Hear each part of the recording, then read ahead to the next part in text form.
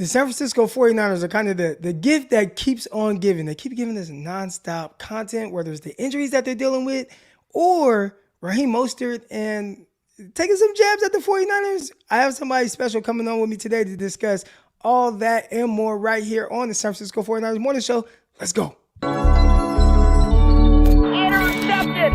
It is picked off by Eric Crocker. Over midfield, he'll run it all the way into the end zone. Touchdown.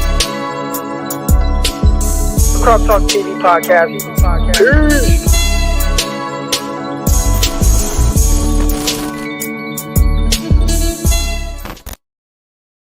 Welcome to another episode of the San Francisco 49ers Morning Show. I'm your host, former NFL and AFL defensive back, Eric Crocker. And of course, man, I appreciate everybody for joining this morning. I see the Flames coming in, Raphael with the Flames, Mosquito Killer with the Flames. Like I said it right this time. And everybody feeling good. Jason with the Flames. Let's go. Damon with the Flames. All right.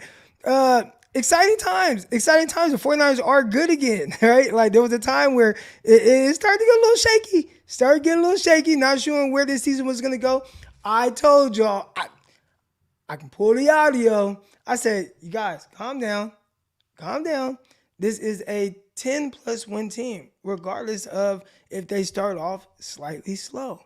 Like it's just too much talent and too good of coaching. And they figured it out.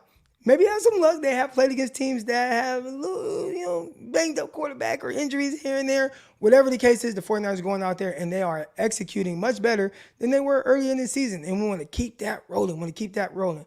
They are dealing with some injuries, and I got a special person that's going to discuss that with me. But let's get into this chat real quick. Dear NFL, flex the Niner game Sunday night. I think to flex a game, it's got to be done like 2 weeks out. I don't think they can do it right now, right?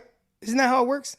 I feel like it's like 2 weeks out, something like that. Anyways, it might be a little too late to flex the game because you got to think about travel plans, right? Let's say I'm somebody flying in for the whatever game is Sunday night, and I think I heard it was the Cowboys and the Colts or something like that, right? Like, who wants to watch that? But there are people. The game's supposed to start at maybe 7:15 p.m. out there, right? And maybe you don't fly in until 3. And if they all just flex out of nowhere, well, you can't change your travel plans. So it throws everything off. All right. So I think they have to do it a couple weeks out. All right. So not sure they could do that now, but I appreciate the contribution. All right, y'all. Enough of me talking. I want to come on. There's the Raheem Mostert stuff. There's the injuries. And when it comes to injuries, I think y'all know there is no better person to have on this show than the lovely Miss Coach Dezi. Good morning. Good morning. How are you doing? I'm great. I'm well fed post Thanksgiving, so Yeah. I've been trying to stay a little active and work some of that off as well. It's great that you're doing well, but the 49ers, they left this game a little banged up. You know what? We're gonna wait on the injuries. We are gonna talk about that. But as people start to filter in, let's talk a little bit about this Raheem Mostert stuff. And I've been listening in on Twitter, what do they call it? The Twitter, it's like the thing where everybody's talking. Twitterverse. Spaces. That's what they call it, Spaces. So I've been listening in on the Twitter Spaces, and there are a lot of fans not too happy about Raheem Mostert and what he has allegedly said. And I say allegedly because he came out and was like, dude, they twisted this. Which I said on this show yesterday morning before we got out of here, people wanted me to talk about it. And I'm like, I got to really either read it in its full entirety or hear it and how it's said, because I think certain things can be taken out of context a certain way. And clearly he thinks that it has. But ultimately what 49er fans hear is the Dolphins would have a better roster because Raheem Mostert said so. 49er coaches, they want to rush people back from injury and play them before they're healthy. And they, in the words of how it was kind of worded, actually have a quarterback that can sling it. So as a 49er fan, what were your thoughts when you heard that? I mean, I love Raheem Mostert. He was one of my favorite 49ers. Like you, I think there was the guttural reaction of like, just what? But then you take a pause and you're like, yeah, this probably wasn't meant. It was probably taken out of context. However, I mean, he's not wrong. Tua's an incredible athlete. I mean, he's fantastic. Given the injuries that man has had, it's incredible he's even still playing right now. So, I mean, as a 49er fan, you don't like to hear it, but he's not, sometimes we don't like to hear the truth. Sometimes it hurts, but that's not to say that Jimmy isn't in his own right doing extremely well and, coming through the way that we've kind of wanted him to over the years. I think when I initially read the part about actually having a quarterback who can sling it, it was kind of broken up the way they did it. It was like he said something, and then they kind of broken up. And then it felt like the last part of something else, and that said, actually have a quarterback who can sling it. And I think that if you heard him say it, and this is just me giving him the benefit of the doubt, I like Raheem Mostert.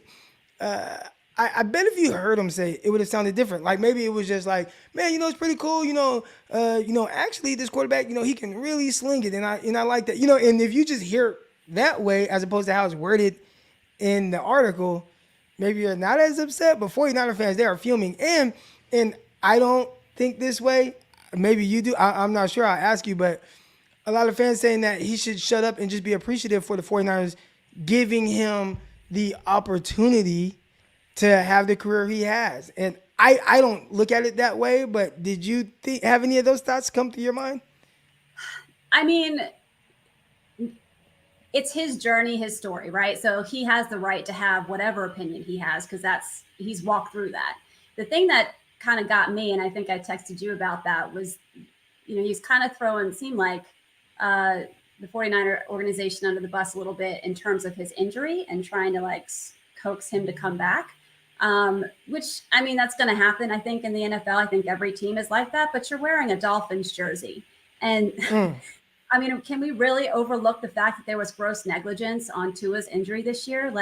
Literally, I texted my next door neighbor, diehard Dolphin fan. So this weekend's going to be crazy for me with them next door. But I texted them. Are y'all watching the game together?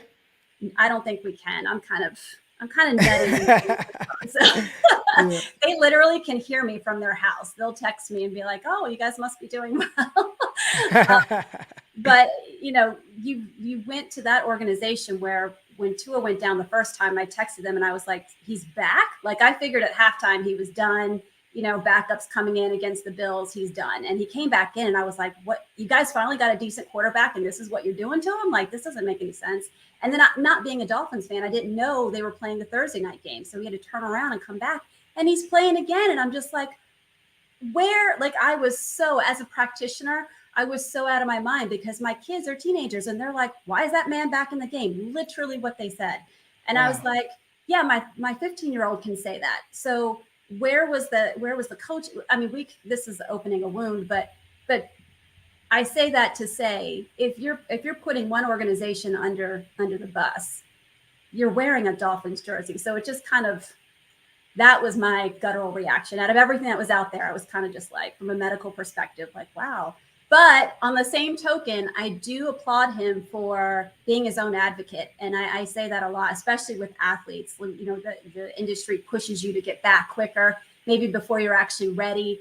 And so when you do advocate for yourself, I am a big supporter of that. So if that's what he felt like he needed to do for his health and his career, so be it. But again, just maybe don't wear the Dolphins jersey while you're throwing. Right, especially if you're talking about injuries. But, I wish the best for Raheem Mostert. It sounds like he might be kind of banged up right now, too. So I've been so busy, I haven't been able to check in on the Miami Dolphins and their injury report that's going on right now. But between Mostert and Wilson might be some little things going on, and we'll see if those guys get to have their revenge game against the 49ers. And just as a former athlete myself, I always look forward to playing against a former team. And not just to, I told you so or, whatever, but really just playing against your boys. And we've all been kids at one time where, maybe you and your friends play on a different team. They play on one youth sports team, you play on another, and then just, lining up, seeing them across the field or across the court and kind of the friendly, back and forth that goes into that. I think that those are probably my funnest games when I get to play against guys that I actually know. So I assume that there's some of that as well. Maybe not as much hostility as people think, but when it comes to Raheem Mostert and his kind of rise, and I did see in the chat someone say, well, look at his circumstances. Nobody else really gave him a chance. I have come on here and brought it up plenty of times about how the NFL, it's very, the roster politics, it is a real thing.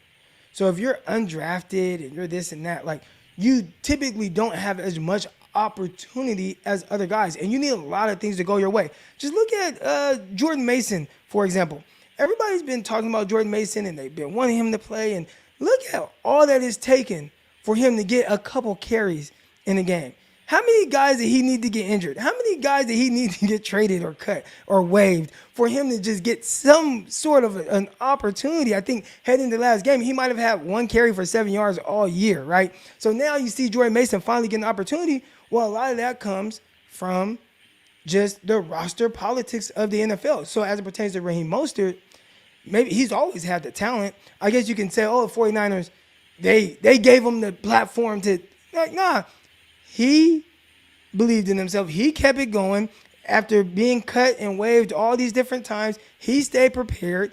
He was ready for the moment. And when he did have a moment of getting in the game, and I think the game that jumps out right away against the Oakland Raiders, Las Vegas Raiders now, on Thursday Night Football when Nick Mullins starts and he springs off a 60-yard run or whatever it was, he was ready for that moment, and that created more opportunities for him. So I get it. People want to talk about the opportunity. He needed a lot to go his way to even get that chance, whether it was getting cut or just guys getting hurt, waived, whatever it was. So I'm not going to be one of those guys that, 49ers gave him the chance. He should be grateful. No, he should be grateful that the Lord gave him the will to continue to fight through all of that adversity. So I just kind of want to throw that out there real quick.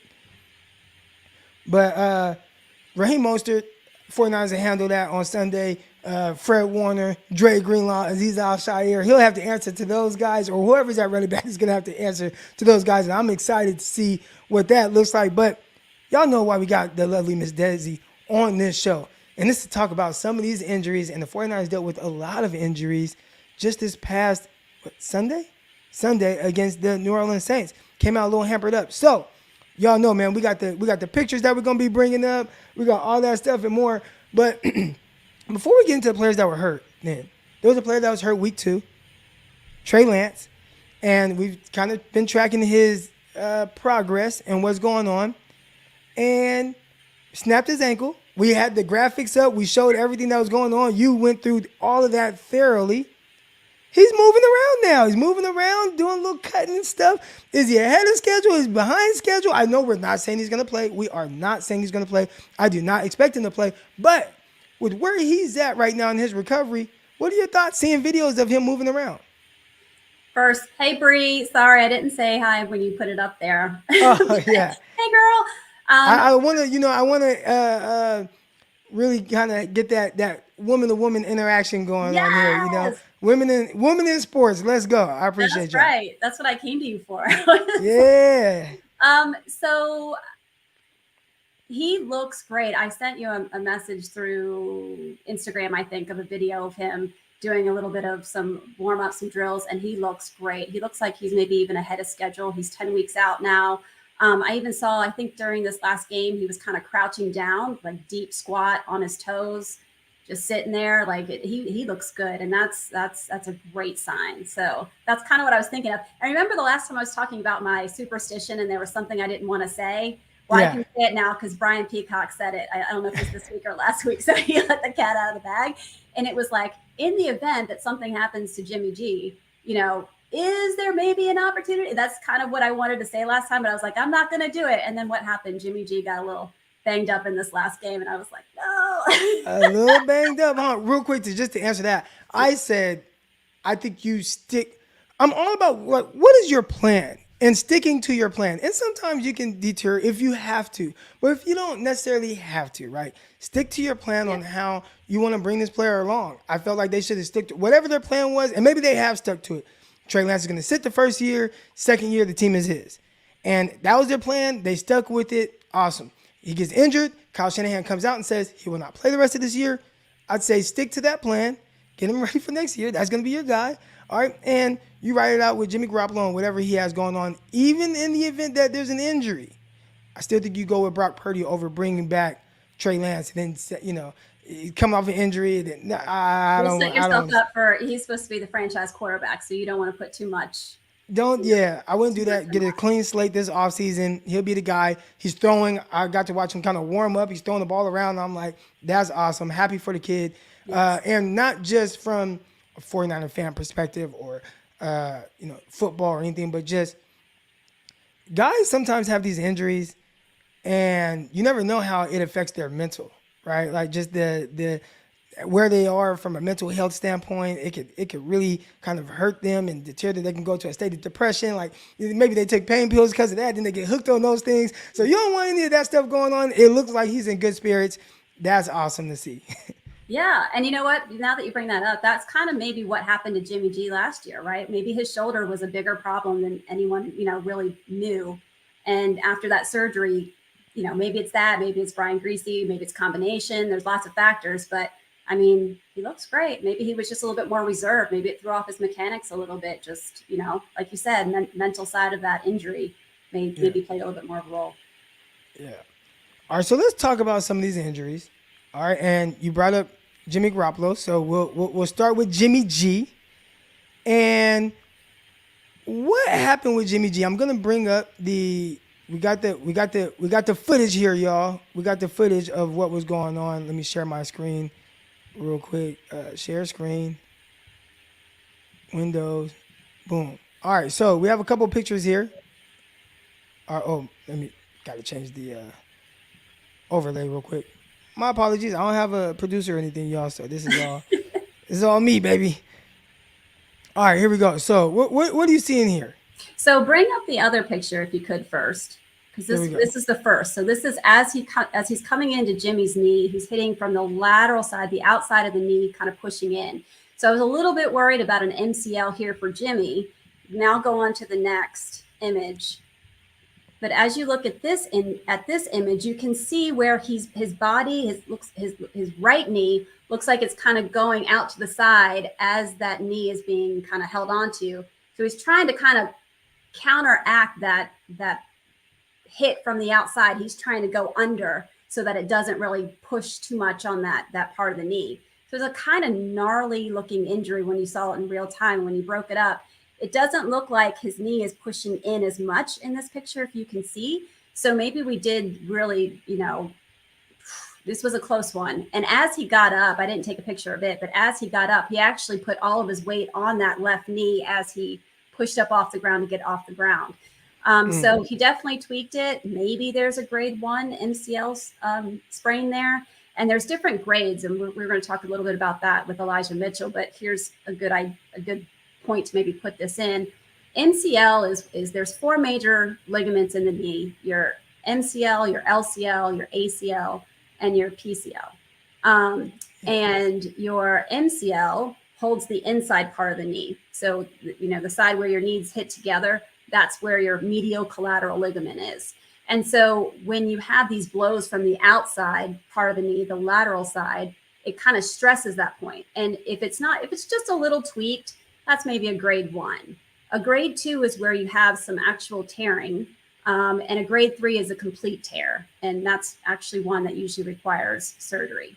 So I'm not, we'll see. I think Jimmy is tough. I mean, given again, I suspect his shoulder was bothering him a lot more than we ever knew last year. And I think the guy's just a tough guy. I think that's what earns him a lot of respect in the locker room. So he's never going to let on, how much pain he's really in.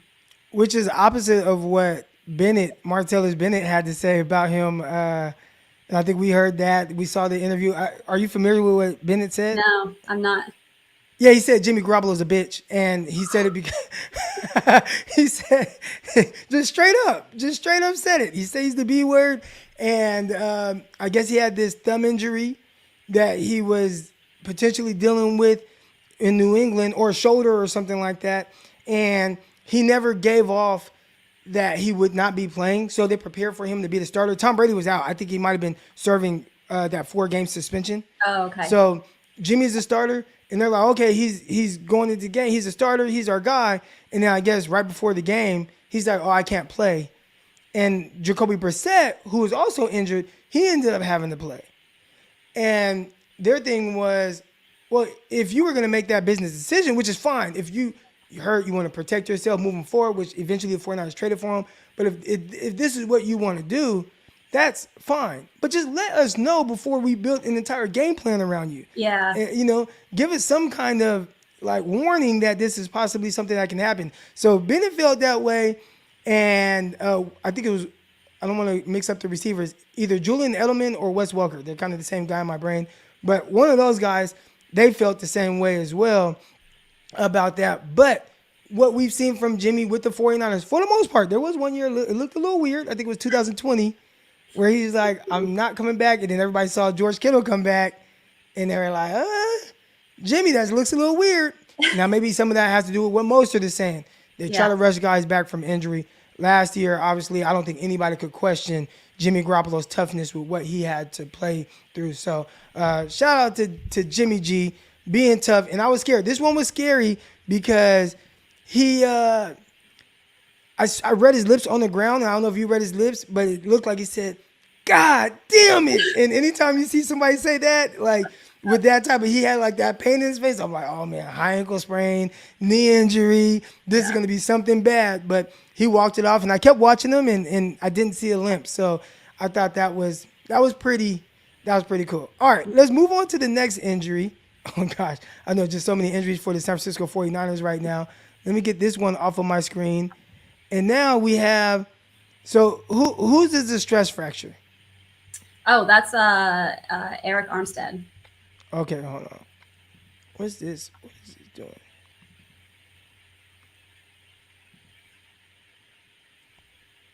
It's like downloading or something real quick. All right, we got this on the screen. Here we go.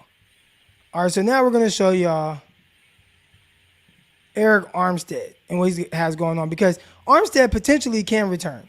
All right, so let me zoom in on this and see if it works with me zooming in, so everybody can see it a little bit better. We'll start with, let's see.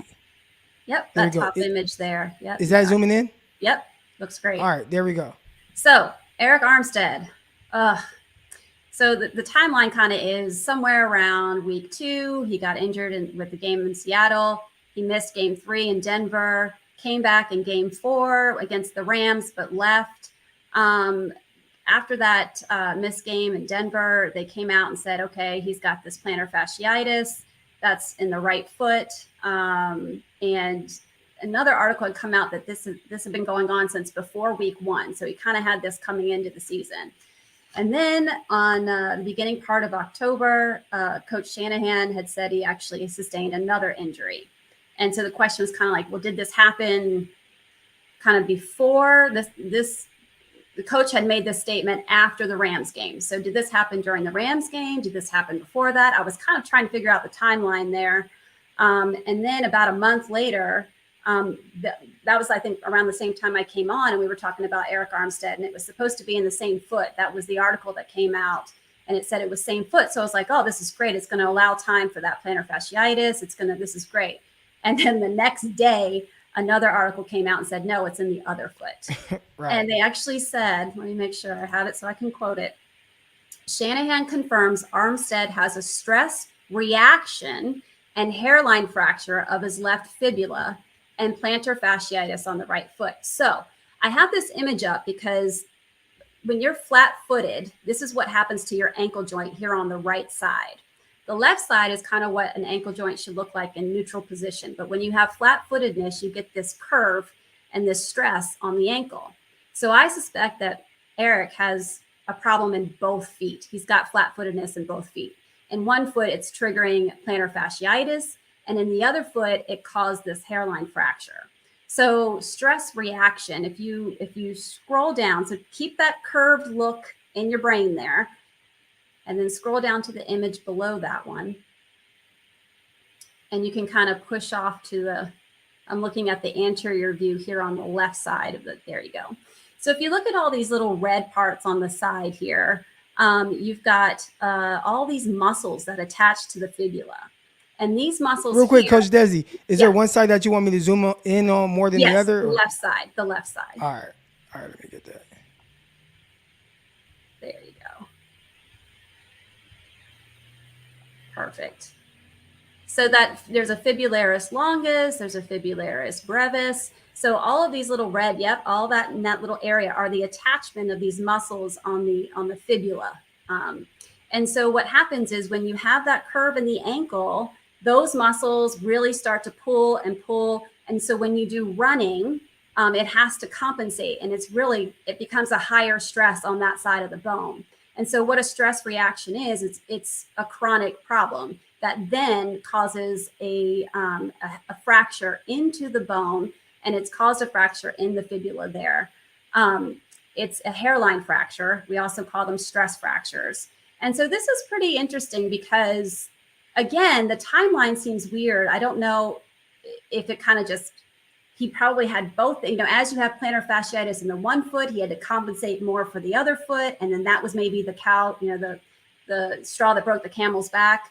But now he's about 8 weeks out from the Rams game with the rest. Hopefully that has healed in. And again, hairline fractures can be missed. So if they've x-rayed this at week 1, week 3, and they were like, oh, there's no fracture, it can take 10 days, 14 days for the actual, what you see is you can see in the fracture site on an x-ray, you'll see like calcification around that fracture site. Probably with the NFL, they probably just said you have continued pain, let's just do additional imaging, and they may have found it on a more sensitive image. But so the problem here is he's got an issue in both feet. It's been 8 weeks. I'm happy to see him coming back. I don't want to see him just kind of thrown out to the wolves. I kind of want to keep him as the ace in the back pocket for that, postseason time that I think we're going to get to. So little concerned. He's got a lot of feet exercises he has to do. So what would you have him doing for this type of recovery? Is this just, all right, Eric Armstead, you just go ahead, stay off of your feet? Or is this something where it's like, nah, like you actually have to do some things? Because I remember spraining my ankle, right? And when we were kids, they tell you, get off your feet, elevate your foot, ice it, right? But then I get to play professional football, I get an ankle sprain, and they have me walking around on my tippy toes, doing these band works and things. I'm like, this is painful. And they're like, yeah, that's the point, to work through that. And so what would you suggest with something that's going on like this with Eric Armstead? It really depends. For a stress fracture, you really just want to get the weight off of it, and you want to stop the recurrent issue. So, that's just fracture 101. After that, you can do some gentle range of motion, potentially. You can do foot exercises, like taking a towel, laying it out, starting with one foot on one end of the towel, and you just kind of do toe curls, pulling the towel closer to your foot. As you get stronger, you can add a little weight to that. And then it's becoming more and more resistance. And then you can get into, again, band work, things like that to strengthen. But shoe wear is important. I see a lot of kids with flat-footedness. And so, again, I'm a track coach, so I talk to them a lot about making sure you get fitted for the right foot or for the right kind of shoe.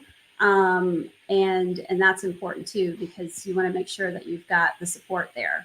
So there's a lot going on, and it just depends on what his foot looks like. Does he have immobility there as well that's complicating it, or is it, not so much a mobility issue, but just a flat-footed structural issue? So there's a lot to.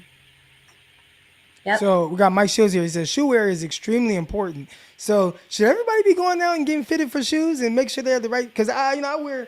All the time I'm wearing these flat shoes. I finally started buying the other pair of sneakers because all I was wearing was Vans all the time. Then my feet started hurting. Now I rock these pretty much 90% of the time. I got on my Crocs. All right, you guys see the 49 logo on there. Oh, nice. Yeah. Oh, yeah. So now I wear my Crocs probably 95% of the time. But so. Was that a Raiders one I saw on there too? No. No way. No way. Absolutely not. But so people should be going out and getting fitted for shoe wear? I believe so. I definitely believe so. But not just, yes, but you also need to be doing the foot exercises. As we get older, we're not doing a lot of the springy work and doing the things that keep our arch supported and keep your foot strong. So, you still need to do those exercises. Everyone needs to be doing those. And, there's a lot for those shoes that have the toe, it's almost like you're walking barefoot, but there's a little sole to it. Those are great too. I have my runners actually doing some running on turf without shoes on, again, to strengthen those feet. But you can't just have someone go out there and run 2 miles without shoes if they've never done that. You're going to have to, or else they'll end up with a stress fracture. So there's a whole process to it. But yes, the short answer is I think everyone should be fitted, because they should, foot is our foundation. It's really important to have that support. All right. So there are a couple more injuries and it's the running back position. We'll start with Elijah Mitchell because that's the big one. He's down again. And what's going on with him? Is this just bad luck? Because there are some people that say, oh, this guy's injury prone. I would say, and again, Javon Kinlaw, we love you. And, all right. But Kinlaw, it seems like more of an injury prone issue because of injuries that he had, and now he's trying to work through it. And I would think that that's more injury prone as opposed to Elijah Mitchell, where it's like, well, he gets hit a certain way, the knee bends a certain way, he gets hurt, and he's dealt with that just too many times. So is it just bad luck, or is it something that he's doing or not doing enough? Yeah, I looked up his history. There's not a lot of, I don't think he's had really any knee injuries. It was like a fractured finger, a concussion, a shoulder thing. Like he's got, it's well distributed, kind of like when we talked about Christian McCaffrey. So there's not anything that's kind of a flag to me with him. I think it's just unfortunate luck. Running back position, like we've talked about that a lot. Just the position comes with a lot of, high risk, especially for knees and ankles. So what's going on with Christian McCaffrey? Because I've been looking at him run the ball, and I'm like, you watched him the first game, he looked fluid, he looked explosive, he looked good. You watched him the second game that he played against the Rams, he's exploding down the sideline, it looks great, yards per carry is up. And then as of late, we just have not seen that same explosiveness from him, that quick twitch. He's done a terrific job catching passes, but he's averaging over the last few weeks like less than 3 yards per carry. It has not been good. He has not been explosive. Is the 49ers offensive line just not blocking well for him, or is there something going on with him injury-wise? Yeah, there's an injury there. So real quick to go back to Elijah Mitchell, it's a grade 2. So Okay. He's got some partial tears. It's the same exact problem with his other knee. So he'll be out probably at least 8 weeks, just for timeline for everybody to just kind of anticipate. For Christian McCaffrey, it looked like he has what's called a patellar strap that around his left knee. So that leads me to believe that he's got patellar tendonitis, which was something that we did talk about with Javon Kinlaw. It is kind of one of those nagging injuries, Jumper's knee. So his springiness is probably going to be a little bit more compromised. And maybe that's what we're not seeing, those explosive, springy, jumpy, those probably irritate that knee. But it's not anything that I feel like they're going to sit him out for. I mean, he's kind of a must-use. He's a must-use position, person on the team as far as our running backs are starting to get a little banged up. And with Elijah Mitchell out, I think we kind of have to use him. And it's not a surgical issue. It's just going to be more of a nagging thing. And I really hope that they can utilize him as needed, but allow it to rest and kind of, try to find that balance for him so we can utilize him longer for the whole season. Yeah, definitely going to need that, especially come postseason. We got Jay here, and he says, Jay Cruz says, Croc can't be showing off them Crocs, though. Dudes, Craig just took a hit. Listen, my feet hurt, right? My heels hurt. My heel was inflamed. My wife, babe, are you right there? Come here real quick, babe. They're making fun of me in the chat because I have Crocs on. But do you remember when my heel was just killing me? Remember, and we had to go to the... It's plantar fasciitis. Yeah, see? Yeah. So, I mean, it was like my heel was like flamed up. It was hurting. I'm like, I got to figure out something. So, I know nurses and stuff walk around with Crocs on all day. It's like they can walk around with Crocs all day. Then I can get some. It must be something that's solid for my feet. So, I went and bought a pair, and I haven't turned back since. So, Well, and yeah. it also depends on the age group, because it's really cool with the high school kids right now. Like Crocs is like, they had a resurgence. So Right. Yeah. See, so I don't care about these damn high school kids. I care about my feet, especially my right foot. That's the one that was causing the most problems. And guess what? I have no heel pain anymore. Like literally none. So I don't know if it's changing to the Crocs. I don't know what it is, but I have I'm no heel telling pain. you, you come to Tampa when I don't know if there's going to be a game next year where we play Tampa here in Tampa, or you come to a Florida game.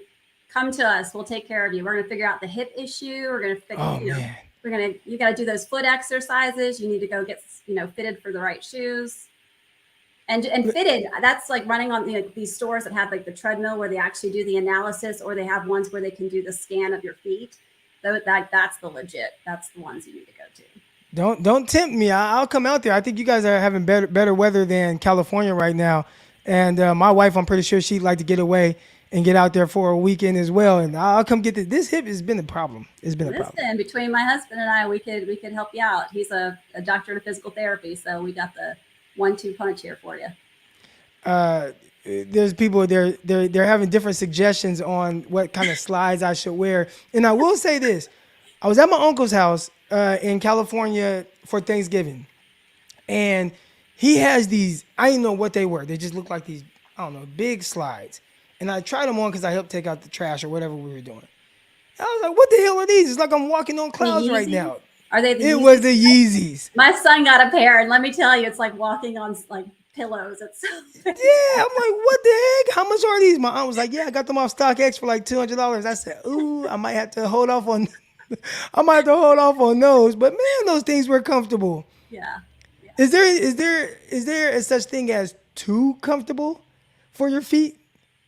No, again, but you don't want to like rely on the shoe to do everything for you. You still need to like work the muscles, or slowly it's going to be this decline. Eventually, like no shoe is going to feel good. So, yeah, you still got to put in work. All right. Well, Yeezy's been canceled, so I don't even know if it's okay to buy some of those. So that's why I said I didn't want to say what they were, but yeah, they're Yeezys. Sorry, guys. And if I have to buy some Yeezys to support my bad feet, I'm going to get me some damn Yeezys. All right, but Dezi, it's been a pleasure. I really appreciate you coming on here. It was short notice. I think we just talked about it yesterday. I said, you want to come on tomorrow and talk about that? You said, let's do it. So we came on here, and I appreciate you coming on. I think there was some people getting a little weird in the chat, but everybody appreciates you. Okay. All right, you have a good day. I'm pretty sure we'll exchange text messages at some point. Sounds good. Thank you. All right.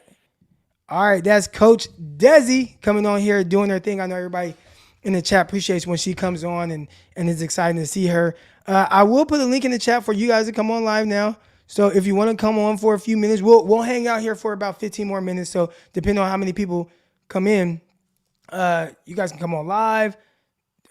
Talk, whatever it is. If you have questions, etc., we get all these things talked about. We didn't talk too much about the actual Miami Dolphins. We will tomorrow, and I hope that I can get somebody on here from the Miami Dolphins team, not team, but the fan base, or a reporter or somebody to let's really dive into this team. Like, who exactly are they? DeMarcus got to connect on the Yeezys. Hey, I need those. I need more than just the slides, because there's some Yeezy boost and all type of stuff I'd be wanting. But I'd be like, I don't know. But yeah, you got to connect. Let's do it. All right, we got SF Bay drummer boy. What's happening, man? Hey, what's good? Man, I ain't gonna lie. I bought me a pair of Crocs. You see the 49ers logo, right? Bro, we got the same Spider-Man too. Yeah. My daughter sells Croc charms. Oh, wow. Tell little mama she got to holler at me. I need to get some of them. All right, whenever we restock up, I'll let you know. But ever since I bought some Crocs, man, my feet been feeling like a lot better, because like I do a lot of You feel me? Yeah, like my feet, because I play drums, like I use both my limbs, like even though a lot of people may not believe it, but like if I play like a good show for like 60 minutes or 90 minutes or whatever, like my ankle would be killing me. And then like soon as I'm done with the show, I like put my Crocs on, I'm good. But I'm excited for this weekend's game. I really think it would be a true test for the 49ers. We'll see who wants to step up, or hopefully the D-line, they have a big day. and hopefully Bosa can have at least 2.5 sacks. And I'm just excited. It's on Fox, and I get to watch it out here in Texas because it's America's Game of the Week. So Yeah. I think that's another reason why it's not flexed either. But it's good enough. Everybody get to watch it, get some wings or something like that, and enjoy this Sunday football. Do you have a prediction? I'm gonna say 33-30 49ers. 33-30 49ers? Yeah. All right, I like it. All right, man, I'm gonna get you off and get the next caller on, man. But appreciate you calling in and shout out for the Croc love. Let's go. Yeah. Let's go. You know they be hating on us. Oh, he clicked out, but yeah, you know they be hating on us sometime. All right, here we go. I'm gonna add two guys that want. Wow, pause.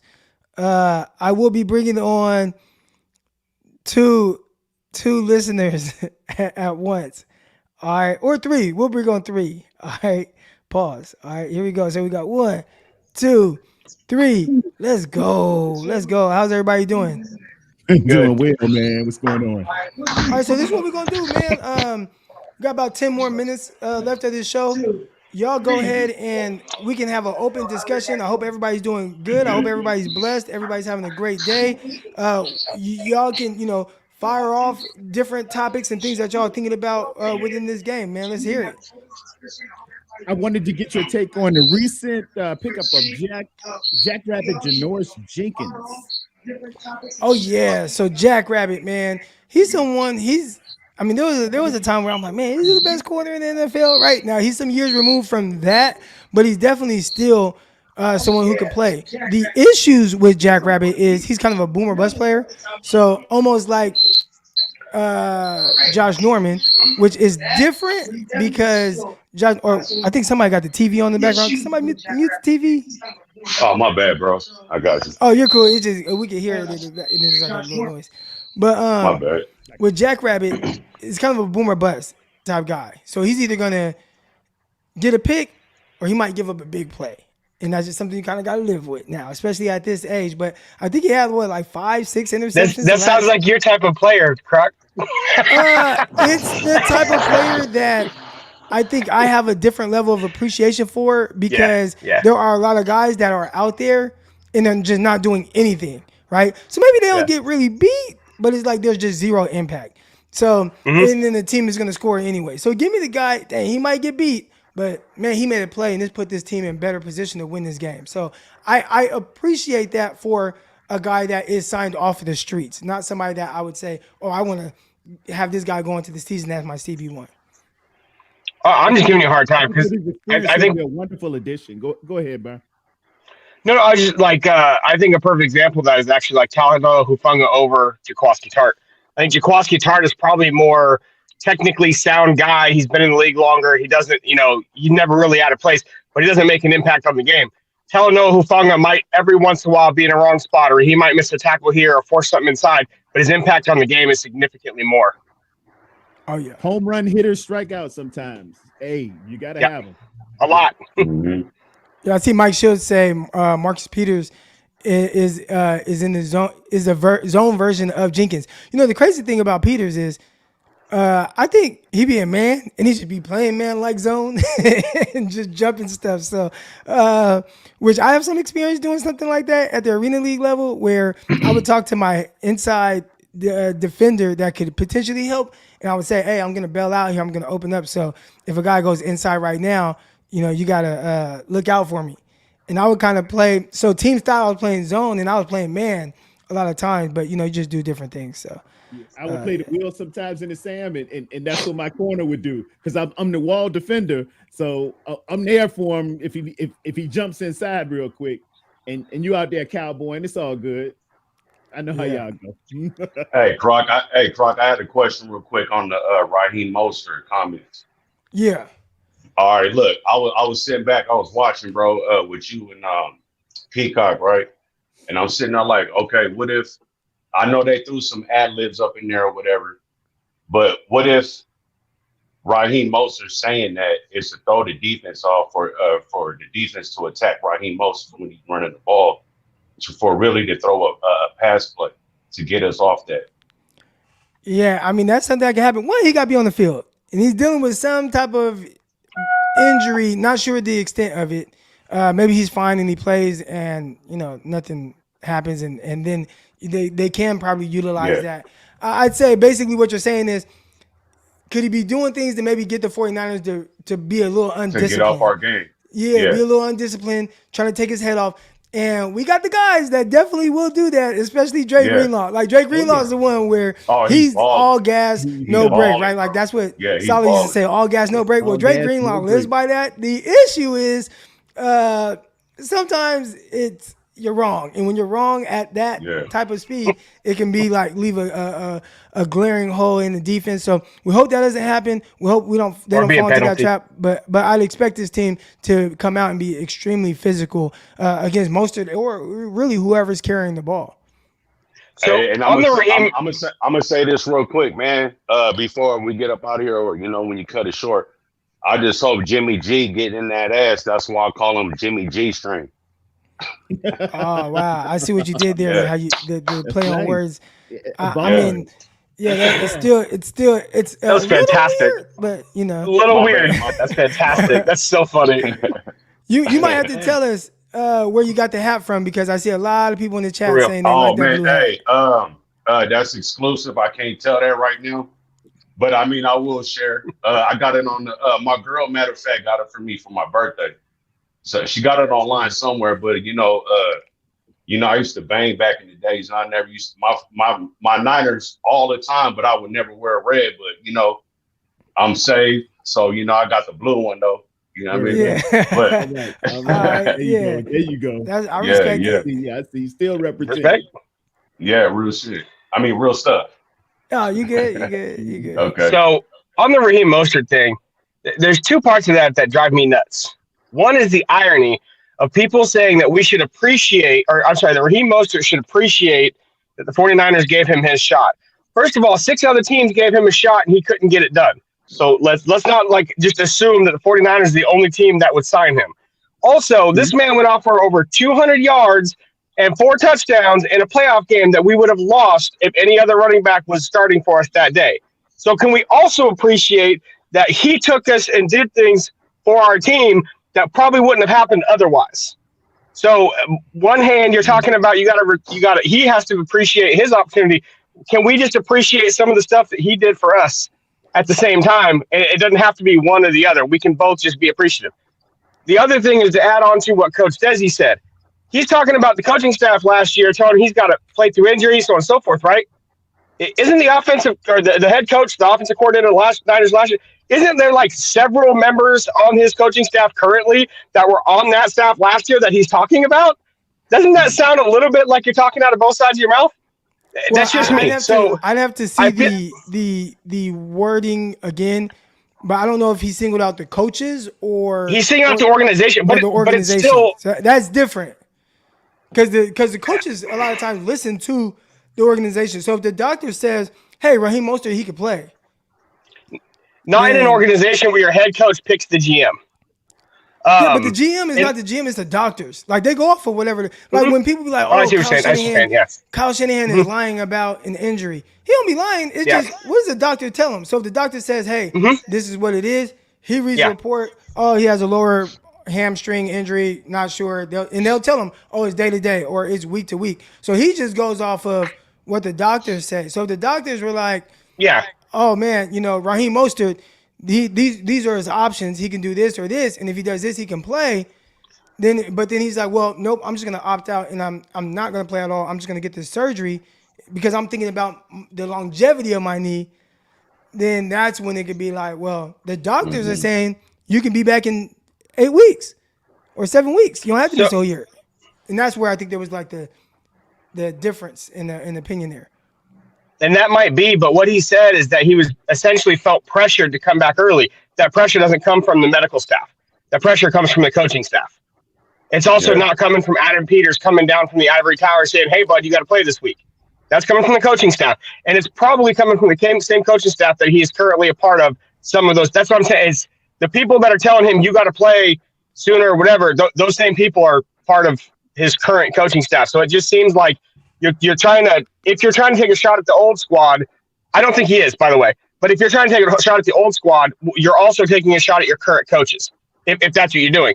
But the other thing is, which would make sense because you heard Coach Dezi. She's like, this is the same organization and staff that threw Tua back in the game. Back out there too early. And that's why I wanted to piggyback on that, because it doesn't make any sense. The other part of it that doesn't make any sense, or I'm sorry, that makes a lot of sense, and it's why it's being totally overblown, is what do you expect a player to say, right? And every player who comes to the 49ers and said, oh, man, this culture's awesome. It's not like anything I've played at before and everything else. Fans like, yeah, we're awesome. But then another player does it at another organization where they appreciate the vibe there, or they appreciate how they're being coached at another place, and all of a sudden it's that person being a hater. Why is it that people come to our team are not being a hater of their old team, but people that go to another team and prefer that destination, i.e. Kendrick Bourne, i.e. so on and so forth, right? But these players are haters, but players that come to the Niners, I just feel like we got to be honest with ourselves. And if you're gonna say something negative, you have to be consistent about it. Don't just hate every time it's somebody else and be all on board every time it's us. Right. Yes, that's all. There's an old saying: "Hit dogs moan." And if you're feeling a little hurt, you chirp up a little bit. I think when I think we had a running back that go to Seattle, and he came back with something. And then we had Sermon go to Philadelphia. He said a little. Michael Robinson was Hit dogs moan. Hit dogs moan, man. Yep. It hurts. It hurts to lead the San Francisco 49ers and all of its pageantry and all of its history and all of its esprit de corps and all of its work ethic and everything else. And you're somewhere else. And sometimes you got to chirp up a little bit. And I understand that. Yep. Hey, it's par for the course. I want to say too, the two most important guys at practice this week will be Danny Gray and Ray McLeod. Good pull. Mm-hmm. Reason being, Danny Gray. We're going to use them to simulate the speed of one Waddle and one Tyreek Hill. Good pull. That is a plus towards us. A lot of people were saying, this is what comes into having that depth and that speed on your team. It might not show on the field every week, or it might not show when you want it to show, but this is going to be a feather in our cap. And the last thing is Croc. Crocs are the minivan of shoes. I just wanted to throw that on out there. I think it's the opposite though, because the kids no, they're not. They're really not until you get a minivan and you love it. The kids are wearing the Crocs, so the minivan, that would be like old people stuff. It's crazy. The Crocs are ugly. They're super ugly. But if you make them fresh, you make them fresh, bro. You know what I'm saying? You make them fresh, and don't hate on Croc for wearing the Crocs. You know what I'm saying? If there's anybody that's gonna wear Crocs, it's gotta be Croc, right? I got mine on too. You know what I'm saying? I got to you. Yeah, he got his on too. He got the blue Crocs on. Let's go. I got mine at the house.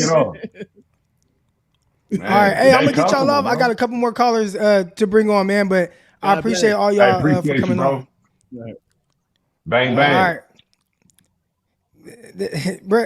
Hey, Swift 49er. They said that you from 55th. Oh hell no! I'm from San Bernardino. The IE. you know what they talking about though, right? Yeah, I know what they talking about on crib. Yeah. I know what they talking about. Yeah, I'm from the IE. 55th. 55th. All right. I'll holler at you, man. All right, brother. Appreciate you. All right. Go. All right, here we go. We got two more folks coming on. We got Darius and we got Mr. 49 Problems with a Z. Good morning, y'all. How you doing, man? You Darius, you got that. You like that. What they call it, golden now, or what they call that with the? It's like glowing on you right now with the. It's like the man. perfect... You know. I've been home now, man. 3 weeks now. You feel me? Back at it.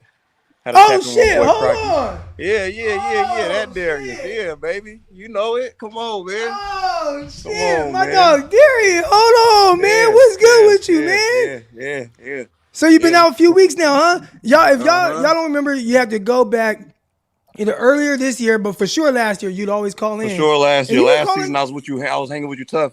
Listen. Yeah, you were calling in from prison. You were calling in from jail. Hey, look, listen.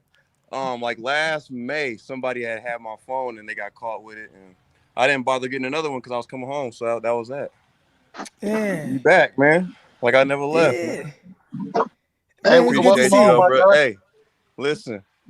I apologize. I missed some of the show this morning. I had just remembered, like, hold on, man. Crocky, wait a minute. What am I doing? So I got a few questions for you. I don't know if you touched on them yet, but you kind of alluded to it with the other few gentlemen that just left, as far as how the Niners are going to prepare for that Miami offense. I know that they feel like they might have a idea because of Mike McDaniels, but I mean, to piggyback off the words of, I guess it was Raheem that said it, as far as like their weapons. I'm not gonna say they're better than ours, but it's different. You know what I mean? It's a different situation going on over there. They got a run game, but it's really that 5-yard dump, and then Waddle's gonna do his thing. Tyreek is gonna do his thing. You know what I'm saying? It's not Debo. It's not where you give it 5 yards to Debo and he's gonna break 5 tackles. They just gonna run away from people that's trying to tackle him. Period. They might not get touched. So I'm looking at it like that. And then that new corner that we got, Jenkins. Yeah, Janoris Jenkins. How you feel about bruh? I want to know that. I want to know. Yeah, we just kind of touched on it a little bit. He's been more of a boomer bust guy, especially like the later part in his career. There was a time where he was shut down. I mean, shut down. He's removed from that. But, I mean, if you go back a couple years ago, he had like 5-6 picks for the New Orleans Saints. So he's definitely someone who could still like play and have some type of impact. I think they're right to bring him in on practice squad first. And then, if need be, if you need to activate Jackrabbit, then you activate him. And I call him Janoris. He actually legally changed his name to Jackrabbit. So let me put a little bit more respect on him. His name is Jackrabbit. Man, he better get out there doing something then, man. Acting like so you saying he ain't gonna get no action this week then, you don't think? If I had to guess, take Dante Johnson's spot or something, like, you know what I'm saying? If I had to guess, I'd say no, but you never know if there's an injury or something, and that's why he was signed. So it's like, all right, let's bring him on practice squad, and if need be, we'll bring him up to active roster, for the game. And I think because he's been around the league for a long time now. We were in college at the same time. His last year, he played at North Alabama, a Division II school, and I played against. They were in my conference. He's 33. You feel me? So, but I don't discriminate on ages because there's a lot of older folks out there in the league that's really doing these things. Look at Julio. He's still handling. Like Tom Brady don't tell that man nothing. I don't see Tom yelling at Julio, bro. Not at all. So, and that's another thing too about the schedule. It's Washington they look scary right now. I used to look at the schedule like, oh, that's an easy one. I was kind of fake nervous about New Orleans. Washington looking scary, bro. NFC East is looking scary, man. Washington, they're not scary, but they play hard. And it's like a poor man's version of the 49ers. And I think that can be scary because that's a team that's going to compete the whole time. But, let me see if I can find step on them. Don't get me wrong. We should step on them. But the Niners like to get out there and, they play to the competition sometimes. Hey, real quick before I get up out of here. Yeah. I went to the Chargers Niner game. Oh, my God. That stadium. Boy, listen. That was a hell of a night, man. Comeback win. Yeah, bro. I had good seats. It was great, man. But yeah, Croc. That's what's up. How you living though, man? How the gym coming along? The gym coming along, man. The gym is up. I working with some women earlier this morning. Got some athletes coming through in a little bit, man. The gym is up. It's good. Let's go. I've been seeing you on the gram doing your thing. You got them working on their cuts. I seen that one, that little clip. Yeah. Got my DBs in there. I trained some college guys. I got some guys that fly in. Some SEC guys that come in and train with me, man. It's been good. That's what's up, bro. Tell Donald I'm looking for him, man. All right, for sure. He can't duck me. All right, bro. All right. It's love, though, man. Have a good day, bro. All right, you have a good one. All right, man. All right, shout out to my guy Darius, man. He back home. That's good. Some of y'all, if you're newer to the show, Darius used to call in, and sometimes he would show his face, sometimes he wouldn't. But one time he did, and I'm like, bro, where the hell are you? It sounded like you in the jail. He was like, yeah, I'm in jail. Like, he's literally in jail. He would call in, I mean, almost every day, every other day or whatever, and while he was incarcerated. So, that's is really cool to see him out. All right, Mr. 49 Problems, man, what's good with you? What up, Croc? I'm just kicking it backstage with y'all, man. I don't really even have a whole lot to say, but I had to tap in with y'all. Oh, yeah. Anything on your mind pertaining to this game? You know what? The Dolphins scare me. I think they scare everybody, my guy. Also, I think that this might be a Super Bowl preview. I think when you look at the AFC, everybody talks about the Bills, but you kind of know what to expect. With the Dolphins, the way McDaniel can scheme up, he has a little something old, something new. He could do that Kyle Shanahan zone scheme running, but I mean, the weapons that they have, it's just kind of stupid and silly. You know what I'm saying? So even thinking back to Niners Chiefs Super Bowl, physicality normally wins until speed kills, and that's when Tyreek hit Sherm with that double move. And that was our Super Bowl right there. I know there was still time on the clock and stuff, but speed kills, and they say that for a reason. So I think as far as physicality, I think we'll be able to, kind of knock him around a little bit. I think Kyle will most definitely be in his bag because a lot of times when you have the protege going against the main man, like whoever wins that first matchup tends to kind of win the rivalry. So I think it's going to be a big chip on both of their shoulders to get off to a good start. I think, both of the players are going to ride for their coaches all the way. We know how revenge games go, and these revenge games with the kind of speed that they have is a little bit worrisome. But scary speed, right? Yeah, I mean, it's scary, bro. Those are guys that it puts a certain kind of panic in the defender because if you take a bad step, it could be over, right? And it takes a lot to make somebody feel like that, but definitely having to guard two guys like that, not just one, it's not just Tyreek Hill, it's Jalen Waddle as well. Big pass, and both of those guys, if you're just a straight line speed guy, it's like at least I know how to kind of handle that. But when you're as twitched up as Tyreek Hill and Jalen Waddle, and I remember when Waddle was coming out, I'm like, man, every year somebody gets compared to Tyreek Hill, and none of these guys are like that, right? Like they're more straight line speed type guys, but Waddle is twitched up. He's probably the closest thing to Tyreek Hill that I've seen. So to try to handle two guys like that attack the ball at his highest point, you could just throw the ball up in the area. They create so much separation. That is scary. And I'm curious to see how the 49ers defend that. If I had to guess, man, one, obviously you got to get to the quarterback, move him off of his spot. Because two is definitely someone who wants to play a little bit more with time and rhythm. And they do like to lean on the RPOs as well. But two, man, you got to play a too high shell, keep everything in front of you, and hope that you can stop the run with less guys in the box. Yeah, I think I'm having visions of. I hate Tyreek Hill. I'm not gonna lie. His swag, he just gets on my nerves, bro. But I mean, he's dope, obviously. But waving to people, I could just see that in during the Niner game. I can see him waving while he's like at the 30-yard line, leaving somebody behind. And it's demoralizing speed is what they have. And I'm thinking Tua. When you guys are talking about Washington, even it's like, damn. They have Heineke. He's not great, but he's the kind of guy that's going to be able to buy a couple extra ticks, extra hitches or whatever, just like to give McLaurin extra time. And those seem to be the quarterbacks. I know it's kind of recycled news, but the quarterbacks that give us a little bit of trouble. So I'm thinking Tua, although you wouldn't consider him necessarily as a mobile quarterback, when you have guys like that running through the secondary, all you really need is a couple extra little half seconds, and you're somebody's about to score. So I am definitely worried. If I had to bet, I would probably chalk this one up as an L. If the Niners win this game, then we big rolling, and like people should be real scared, especially with our injury situation. I think we have to be careful how we approach this game because you don't want to come out battered and bruised, even worse, and still take an L. So, and then with Washington, I just think it's that pass rush, bro. Like they're the only team I think of with the way they assembled their D-line, like that's comparable to us. And that's without Chase Young. So they showing you like they have depth as well, Yep. I agree, man. But Mr. 49 Problems, man, I appreciate you coming on. All good takes right there. Good luck, fam. Talk to y'all soon. All right.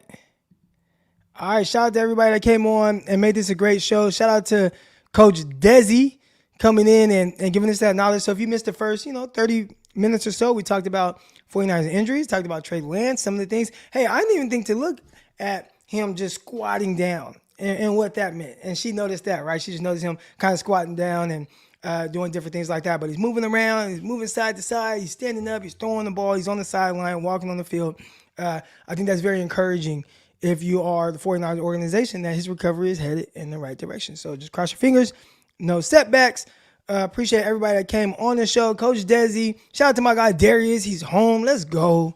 All right, but that's going to do it for this episode of the San Francisco 49ers Morning Show. Make sure on your way out, hit the like button. And if you're not already, hit that subscribe button. But I'll be back tomorrow. I'm out. Peace. Intercepted. It is picked off by Aaron Crocker. Over midfield, he'll run it all the way into the end zone. Touchdown. Cross Talk TV podcast. Peace.